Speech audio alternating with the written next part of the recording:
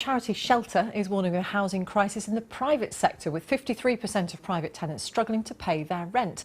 With us now is Rosie Walker, founder of the pressure group Renters' Rights London and co-author of The Rent Trap, a forthcoming book about the squeeze on private renters. Rosie, thank you very much for joining us. How appropriate then is this focus on social housing that we've heard the Prime Minister talk about? Well, I mean, it's a focus on getting rid of social housing, so in that sense it's not appropriate.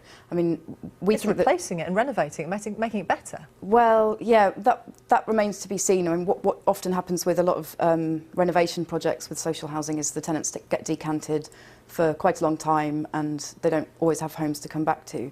The government is quite keen on selling off a lot of social housing and reducing the tenure of social tenants, so they don't get lifelong tenure anymore.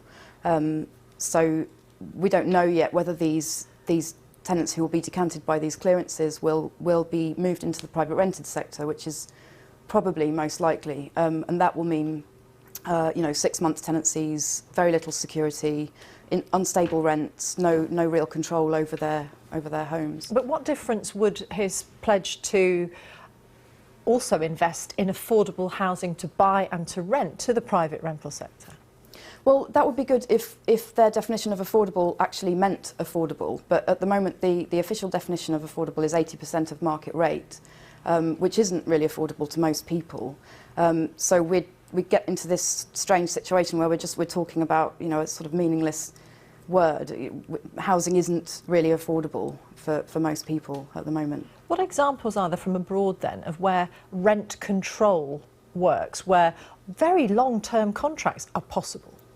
Yeah, it works very well in Berlin and lots of cities in Germany. It works in 38 towns and cities in France. It's quite a normal thing in most of mainland Europe. There are lots of different models. It's people who are opposed to rent control often talk about rent caps, but actually there are lots of more flexible models.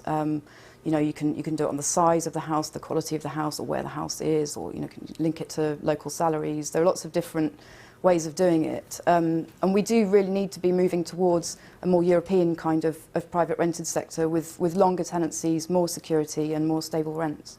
Just very briefly then, but why shouldn't landlords who have all the liability of owning a rental property be able to choose how they use that property?